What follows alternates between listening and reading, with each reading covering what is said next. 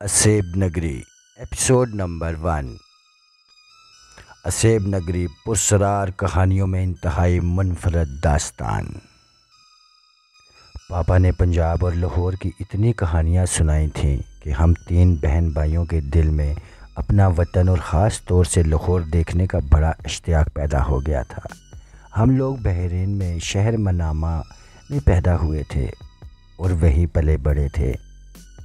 پاپا نے کبھی ہمیں پاکستان نہیں جانے دیا تھا، جبکہ ہم تینوں بہن بھائی خود پاپا اور ماما صرف مشرق وسطی بلکہ یورپ کے کئی ملکوں کی سیر کر چکے تھے۔ پاکستان آنے سے منع کرنے کی وجہ یہ بتائی گئی تھی کہ وہاں ان کی دشمنیاں چل رہی تھیں اور ہمیں وہاں خطرہ ہے۔ حالانکہ پاپا پنجاب سے بے پناہ پیار کرتے تھے اور انہوں نے ہمیں اس کے بارے میں اتنا بتایا تھا کہ ہم پنجاب کے ایک ایک گوشے سے واقفیت ہو گئی تھی۔ ہمارے خاندان کا تعلق ڈھابے سنگھ کے ایک بڑے ذمہ دار گھرانے سے ہے جو اب صفدر آباد کہلاتا ہے۔ ذمہ داروں کی زندگی عام لوگوں سے کافی مختلف ہوتی ہے، جس کی تفصیل بھی پاپا ہی سے معلوم ہوئی تھی۔ وہ جب بھی اپنے خاندان اپنے گھر کی باتیں کرتے تھے، ان کے لہجے میں بہت پیار ہوتا تھا۔ انہوں نے اپنا گھر اپنا وطن کیوں چھوڑا، اس کی تفصیل ذرا طویل ہے جو بعد میں بتاؤں گا۔ میری ماما کا تعلق بھی پاکستان سے ہے، لیکن وہ بچپن میں اپنے والد صاحب کے ساتھ انگلینڈ چلی گئی تھیں۔ وہیں ان کی شادی میرے پاپا سے ہوئی۔ اس کے بعد بہت سے مرحلوں سے گزر کر پاپا بحرین میں سیٹل ہو گئے۔ یہاں انہوں نے زیتون اور مونگ پھلی کا تیل بنانے والے ایک کارخانے میں ملازمت کی اور پھر آہستہ آہستہ جنرل مینیجر کے عہدے تک جا پہنچے۔ پاکستان میں ان کا پورا خاندان موجود تھا۔ انہوں نے بے شک ہمیں پاکستان نہیں آنے دیا، لیکن خود وہ باقاعدہ پاکستان جاتے تھے۔ ان کی بڑی وجہ ہماری دادی صاحبہ تھیں، جو منجلے تایا کے پاس رہتی تھی۔ پھر کچھ جائیداد اور زمینوں وغیرہ کے معاملات بھی تھے جو شاید الجھے ہوئے تھے اور دادا صاحب کے انتقال کے بعد مزید الجھ گئے تھے۔ اسی دوران دادی صاحبہ بیمار ہو گئیں۔ پھر بیماری نے کچھ ایسی پیچیدگی اختیار کی کہ وہ کوما میں چلی گئیں اور اب تقریباً 8 سال سے وہ کوما میں تھیں۔ دادا صاحب کے انتقال کے 2 سال کے بعد بڑے تایا کا بھی انتقال ہو گیا۔ پھر منجلی تائی بھی اللہ کو پیاری ہو گئیں۔ ان سب کی اولادیں تھیں جن سے ہم لوگوں کو صرف ناموں کی حد تک واقفیت تھی۔ بہرحال میں اپنے پاکستان آنے کی وجہ بتا رہا تھا۔ پاپا کوئی 2.5 مہینے سے غائب تھے۔ وہ معمول کے مطابق پاکستان آئے تھے۔ عام طور پر وہ 10 یا 15 دن پاکستان میں رہتے تھے، لیکن اس بار انہیں پاکستان گئے ہوئے 2.5 مہینے گزر گئے تھے اور انہوں نے اپنی کمپنی سے کوئی رابطہ کیا نہ ہم سے۔ ہماری پریشانی انتہا پر پہنچ گئی تو میرے پاکستان جا کر معلومات کرنے کا فیصلہ ہوا، کیونکہ بڑے بھائی سرفراز احمد خان کو لاکھ کوشش کے باوجود ان کے آفس سے چھٹی نہیں ملی تھی۔ منجلے تایا صاحب سے رابطہ کیا گیا تو انہوں نے بھی لا علمی ظاہر کی۔ آخر کار میں پاکستان چل پڑا۔ لاہور ایئرپورٹ پر میرا استقبال تایا ممتاز احمد خان اور ان کی 2 نوجوان بیٹیاں ہیرا اور سلطانہ نے کیا۔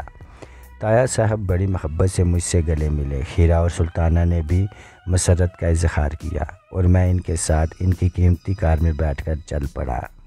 سلطانہ کار ڈرائیو کر رہی تھی۔ تایا صاحب بالکل خاموش بیٹھے تھے۔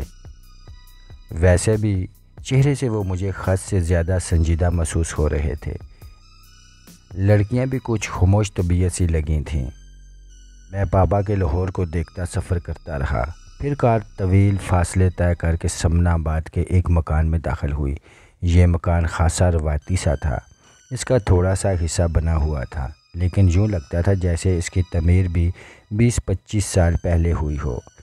دیواروں پر رنگ اور روغن ختم ہو چکا تھا۔ جگہ جگہ سیمٹ ادڑا نظر آ رہا تھا، جس سے بدصورت اینٹیں جھانکتی نظر آ رہی تھیں۔ کار سے اتر کر ہم گھر میں داخل ہو گئے۔ میں نے اپنا سوٹ کیس خود اٹھا لیا تھا۔ تایا صاحب نے لڑکیوں سے کہا، تم دونوں انہیں کمرے میں پہنچا دو اور ان کی ضروریات ان سے پوچھ لو۔ شہباز میاں، میں اپنے کمرے میں ہوں، تم فریش ہو جاؤ، دوپہر کے کھانے پر ملیں گے۔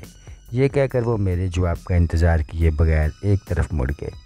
ہیرا اور سلطانہ نے مجھے ساتھ آنے کے لیے اشارہ کیا اور پھر ایک کمرے کے دروازے پر رک گئیں۔ یہ کمرہ آپ کے لیے منتخب کیا گیا ہے، آئیے۔ ہیرا نے دروازہ کھولا اور اندر داخل ہو گئی۔ کافی بڑا تھا لیکن نیم طریق و سادہ تھا۔ فرش پر قالین تک نہیں تھا۔ ایک طرف پرانے سٹائل کی مساحری پڑی ہوئی تھی، اس سے کچھ فاصلے پر ایک پرانی طرز کا صوفہ موجود تھا۔ لکڑی کی ایک خوبصورت الماری دیوار میں فٹ تھی جس میں دیمک لگی صاف نظر آ رہی تھی۔ اس الماری میں ڈریسنگ ٹیبل بھی بنی ہوئی تھی جس میں ایک بڑا آئینہ لگا ہوا تھا جو جگہ جگہ سے خراب ہو چکا تھا۔ میں نے ٹھنڈی سانس لے کر سوٹ کیس ایک طرف رکھ دیا۔ شہباز بھائی آپ آرام کریں، وہ غسل خانے کا دروازہ ہے، اگر غسل کرنا چاہیں تو کر لیجئے، میں حمیدہ کو بھیج دے رہی ہوں، وہ آپ کے کپڑے وغیرہ الماری میں رکھ دے گی۔ نہیں، غسل کی ضرورت نہیں محسوس کر رہا۔ یہ حمیدہ کون ہے؟ نوکرانی ہے، ابھی آپ اسے نہ بھیجیں، میں ذرا تھوڑی دیر آرام کر لوں۔ میں ایک صوفے پر بیٹھ کر بولا، ٹھیک ہے، کوئی ضرورت ہو تو بتا دیجئے گا، ہیرا نے کہا، اور پھر دونوں پلٹ کر دروازے سے باہر نکل گئیں۔ میں نے نظریں اٹھا کر دروازے کو دیکھا اور پھر جھک کر جوتے کھولنے لگا۔ مجھے احساس ہوا کہ یہاں کے ماحول اور یہاں کی فضا میں کوئی ایسی خاص بات ہے جو ذہن پر بوجھ بنتی ہے، لیکن اس خاص بات کا تجربہ کرنا کافی طور پر مشکل تھا، بس ایک بوجھل سا احساس تھا۔ میں نے جوتے اتار کر ایک طرف سرکائے کہ اچانک ایک عجیب سی سرسراہٹ سنائی دی اور میں چونک پڑا۔ میں نے گردن اٹھا کر چاروں طرف دیکھا اور پھر میری نظریں ڈریسنگ کے شیشے کی طرف اٹھ گئیں۔ میں دنگ رہ گیا۔ شیشے پر سامنے اونچی دیوار پر بنے ہوئے روشن دان کی جھلک نظر آ رہی تھی۔ اس بڑے روشن دان سے دو آنکھیں مجھے دیکھ رہی تھیں، وہ خوفناک اور بھیانک آنکھیں جو عام آنکھوں کے سائز سے کافی بڑی تھیں۔ وہ بالکل سفید تھیں اور ان میں پتلیوں کا نشان بھی نہیں تھا۔ اس سے پہلے کہ میں کچھ اور سوچتا، اچانک وہ سرسراہٹ دوبارہ سنائی دی اور پھر روشن دان سے کوئی چیز باہر نکل آئی اور میرے حلق سے چیخ نکلتے نکلتے رہ گئی۔ وہ کافی بڑی چمگادڑ تھی جو پر پھیلا کر کمرے میں چکر لگانے لگی، البتہ وہ چھت سے قریب تھی اور کس قدر بے چین نظر آ رہی تھی۔ پھر ایک بار اس نے الماری کی طرف غوطہ لگایا اور زوردار آواز کے ساتھ الماری سے ٹکرا کر نیچے گر پڑی۔ میں نے خوف کے عالم میں دونوں پاؤں اوپر سمیٹ لیے اور دہشت بھری نظروں سے اسے دیکھنے لگا۔ چمگادڑ زمین پر گری تھی، اس کا چہرہ میرے سامنے تھا، جسے دیکھ کر در حقیقت میرے بدن کے رونگٹے کھڑے ہو گئے تھے۔ وہ سفید اور بڑی آنکھیں اس چمگادڑ کی تھیں جنہیں میں نے روشن دان کی دوسری طرف دیکھا تھا، لیکن اس کا باقی چہرہ بھی ناقابل یقین منظر پیش کر رہا تھا۔ وہ بالکل انسانی چہرہ تھا، ایک چھوٹا سا انسانی چہرہ جو نفرت بھری نگاہوں سے دیکھ رہا تھا۔ چمگادڑ ایک بار پھر فضا میں بلند ہوئی اور چھت کی بلندی تک پہنچ گئی۔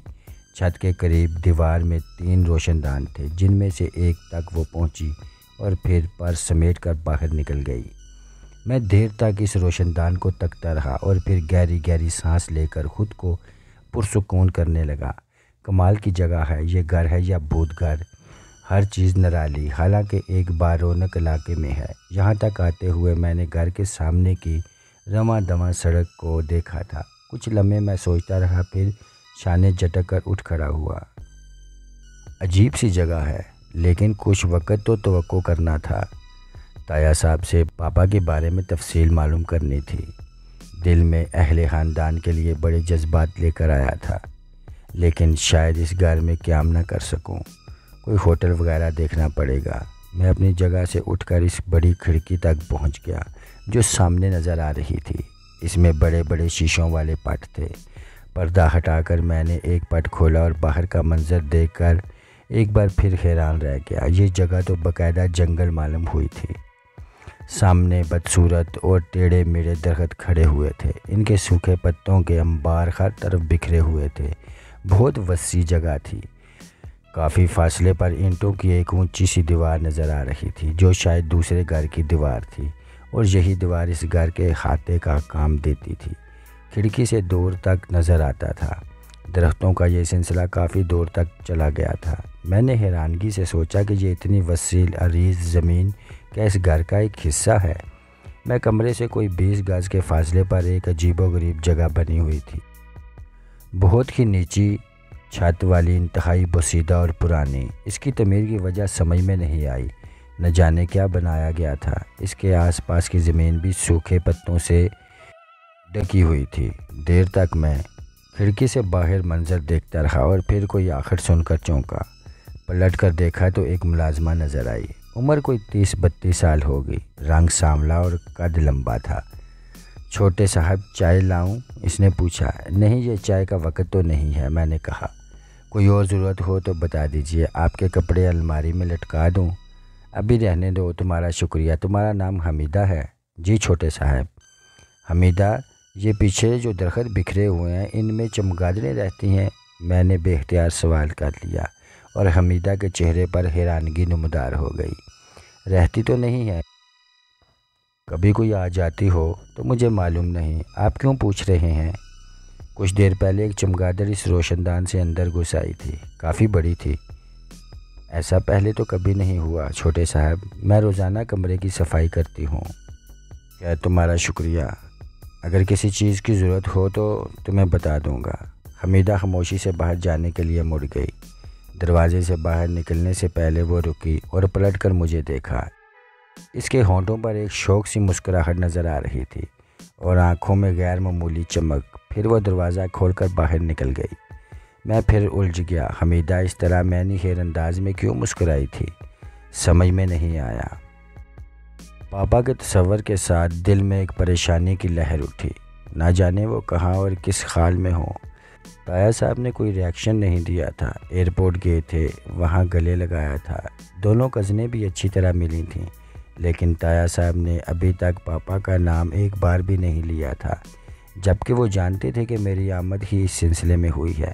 بے شک کچھ وقت نہیں گزرا، لیکن لگن بھی کوئی چیز ہوتی ہے۔ ایئرپورٹ سے آتے ہوئے راستے میں تذکرہ ہو سکتا تھا، شاید یہی بات میرے ذہن میں گرا بنی تھی اور میں کچھ عجیب سا محسوس کر رہا تھا۔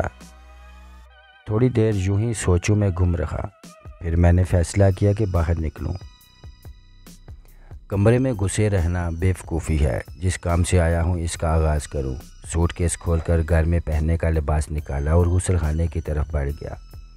قدیم طرز کا غسل خانہ تھا، لیکن شکر تھا کہ ہر چیز موجود تھی۔ منہ ہاتھ دھوئے، بال سنوارے، لباس تبدیل کیا اور پھر تیار ہو کر غسل خانے کے دروازے کی طرف بڑھا ہی تھا کہ نفسانیانی سی ہنسی سنائی دی۔ آواز میرے عقب سے آئی تھی۔ میں بے اختیار چونک کر پلٹا۔ عقب میں کچھ نہیں تھا، ہاں روشن دان کے نیچے سفید رنگ کی ایک چھپکلی ضرور نظر آئی، جو میرے پلٹتے ہی بجلی کی تیزی سے باہر چلی گئی۔ ممکن ہے آواز غسل خانے کے پچھلے حصے سے آئی ہو، ہیرا یا سلطانہ میں سے کوئی ہو۔ میں دروازے سے باہر نکل آیا، لیکن ایک بار پھر مجھے چونکنا پڑا۔ سلطانہ سامنے صوفے پر بیٹھی ہوئی تھی۔ اس نے مجھے دیکھا اور مجھے یوں لگا جیسے اس کی آنکھوں میں میرے لیے پسندگی کی تاثرات ابھرے ہوئے ہوں۔ آپ کب آئیں؟ مجھے تو آپ کے آنے کی آخر بھی سنائی نہیں دی، میں نے کہا۔ دل چاہا تھا کہ اس سے پوچھوں کہ کیا آپ کھنسی تھیں، لیکن یہ سوال بالکل احمقانہ تھا، اس لیے یہ سوال نہ کیا۔ ابھی آئی ہوں، باہر چلیں گے یا آرام کریں گے؟ نہیں، آرام تو میں پہلے بھی نہیں کرنا چاہتا۔ ابو انتظار کر رہے تھے، مجھے یہ دیکھنے کے لیے بھیجا تھا کہ آپ آرام تو نہیں کر رہے۔ آئیے چلیں۔ جی، میں نے کہا اور سلیپر پہن کر اس کے ساتھ باہر نکل آیا۔ کیسا لگا آپ کو ہمارا گھر؟ سلطانہ نے راہداری میں چلتے ہوئے پوچھا۔ کچھ عجیب سا ہے، میں نے کہا۔ ہاں ہے تو صحیح، وہ مسکرا کر بولی۔ آپ کتنے عرصے سے یہاں رہتی ہیں؟ بعد میں بتاؤں گی، آئیے، اس نے کہا اور ایک کمرے کا دروازہ کھول کر اندر داخل ہو گئی۔ یہاں تایا صاحب موجود تھے۔ انہوں نے مسکرا کر ہمارا استقبال کیا اور بولے، یہاں بیٹھو گے یا پہلے دادی اماں سے ملاقات کرو گے؟ جیسا آپ پسند کریں۔ آؤ پہلے ان سے تمہاری ملاقات کرا دوں، اس کے بعد کھانا کھائیں گے۔ وہ اپنی جگہ سے اٹھ گئے اور ہم تینوں کمرے سے باہر نکل آئے۔ پوری عمارت ایک سی تھی۔ ہم اندرونی حصے کی جانب چل پڑے، پھر ایک کمرے کا دروازہ کھول کر اندر داخل ہو گئے۔ بڑا سا کمرہ تھا، لیکن اس کی حنت بھی مختلف نہیں تھی۔ فرش قالین سے بے نیاز تھا، دروازے کھڑکیوں پر پردے پڑے ہوئے تھے۔ ایک مصحری پر دادی اماں دراز تھیں، جن کے بارے میں مجھے معلوم تھا کہ 8 سال سے کوما میں ہیں۔ ان کے بیڈ کے پاس میڈیکل کے آلات موجود تھے، ایک ڈرپ، اسٹینڈ پر ECG مشین اور اس طرح کی دوسری چیزیں۔ میں دادی اماں کے قریب پہنچ گیا اور ان کی صورت دیکھنے لگا۔ یہ میرے پاپا کی والدہ تھیں۔ میں نے ان کی تصویریں دیکھی تھیں اور اب اصل شکل میں پہلی بار دیکھ رہا تھا۔ دبلی پتلی نازک سی، دودھ جیسا سفید رنگ، دلکش نقوش، خاموش چہرے پر ایک عجیب سی نرمی، ہونٹوں پر مدھم سی قدرتی مسکراہٹ، آنکھیں بند تھیں اور وہ بے حد سندر نظر آ رہی تھیں۔ میں نے دیکھتا رہا۔ چند ہی لمحات کے بعد دروازے پر ہلکی سی آہٹ ہوئی اور ہیرا کچھ چیزیں اٹھائے اندر داخل ہو گئی۔ دادی ماں کو فریڈ کرانے کا وقت ہو گیا ہے۔ یہ ذمہ داری ہیرا نے سنبھالی ہوئی تھی، سلطانہ نے کہا اور ہیرا کی مدد کرنے لگی۔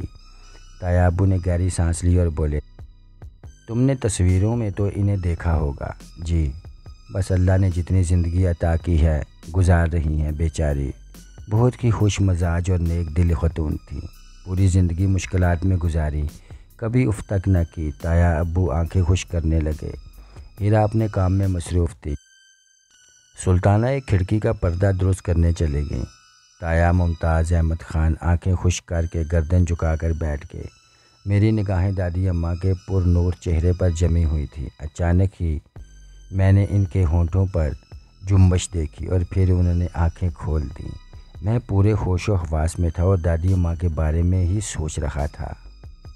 انہیں آنکھیں کھولتے دیکھ کر میں دنگ رہ گیا۔ میری معلومات بہت زیادہ نہیں تھی، لیکن میں یہ ضرور جانتا تھا کہ کوما میں جانے والا اس طرح آنکھیں نہیں کھول سکتا۔ میں